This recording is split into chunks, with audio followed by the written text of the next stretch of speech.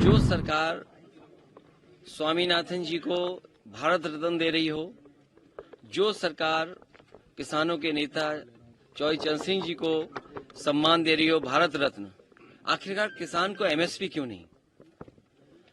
या एमएसपी देना नहीं चाहती सरकार? बड़े लोगों से मिली हुई है सरकार। स्वामी विवेकानंद जी ने कहा कि हमारे देश में धर्म की कमी नहीं है, धर्म बहुत है, लेकिन रोटी कब मिलेगी और रोजगार कब मिलेंगे? समाजवादी पार्टी ने राज्यसभा प्रत्याशियों के नाम तय कर दिए हैं। पार्टी ने जया बच्चन, पूर्व केंद्रीय मंत्री व सपा के राष्ट्रीय महासचिव रामजी लाल सुमन व मुख्य सचिव आलोक रंजन पर भरोसा जताया है। वे आज अपना नॉमिनेशन दाखिल करने पहुंचे। इस दौरान पार्टी अध्यक्ष अखिलेश यादव भी मौके पर मौजूद रहे।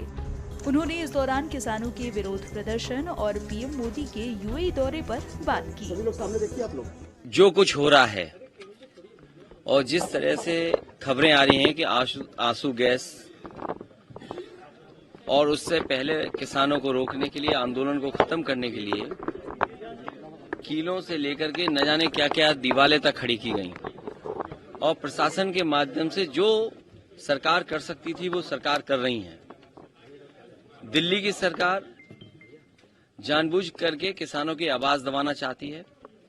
ये वही सरकार के लोग हैं जिन्होंने किसान को कहा कि उनकी आय दोगुनी हो जाएगी, फसल की कीमत मिलेगी, एमएसपी लागू करेंगे।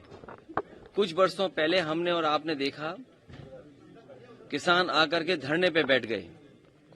800 से ज्यादा किसानों की आत्महत्या हुई या हत्या हो गई, जान चली गई, लेकिन उसके बावजूद भी सरकार किसानों को एमएसपी देने के लिए तैयार नहीं है।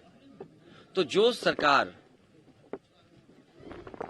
किसानों के नाम पर वोट लेना चाहती हो, जो सरकार स्वामीनाथन जी को भारत रत्न दे रही हो, जो सरकार किसानों के नेता चौधरी चरण सिंह जी को सम्मान दे रही हो भारत रत्न, आखिरकार किसान को एमएसपी क्यों नहीं? या एमएसपी देना नहीं चाहती सरकार? बड़े लोगों से मिली हुई है सरकार। जो लोग मुनाफा कमाना चाहते हैं उनसे सरकार मिली हुई है और उसी का परिणाम यह है कि किसान की आवाज दबाने के लिए लगातार सरकार इसी तरह का व्यवहार कर रही है किसानों के साथ। आने वाले चुनाव में जो 2024 को होने जा रहा है, देश की जनता भारतीय जनता पार्टी को हटा देगी। सर, प्रधानमंत्री आज अबू धाबी 2 दिन के लिए निकले हैं, कल सर वहाँ मंदिर का उद्घाटन करेंगे, क्या कहेंगे? उसमें क्या कहना, वहाँ की सरकार ने बुलाया है, वहाँ के लोगों ने बनाया है और हमारे भारत का, और भारत में हर जगह भगवान के मंदिर हैं, कौन सी जगह नहीं है, और दुनिया में फैले हुए हैं। यूरोप में चले जाएं, अमेरिका चले जाएं, भगवान कृष्ण के न जाने कितने मंदिर आपको मिलेंगे। यूरोप में मिल जाएंगे, रशिया में मिल जाएंगे, अबू धाबी और आसपास भगवान कृष्ण के मिल जाएंगे।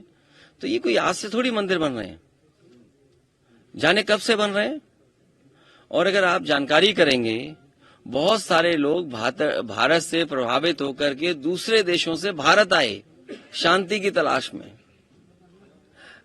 जीवन का मतलब समझे उसके लिए। बीटल्स के बारे में सुना होगा, जिस समय वो पीक पे थे अपने, उस समय भारत में ही आए और कई आश्रम में रहे और भगवान कृष्ण के शरण में भी रह गए। तो ये भारत हमारे धर्मों का देश है, लेकिन हमें विवेकानंद जी को याद रखना चाहिए। स्वामी विवेकानंद जी ने कहा कि हमारे देश में धर्म की कमी नहीं है, धर्म बहुत है, लेकिन रोटी कब मिलेगी और रोजगार कब मिलेंगे?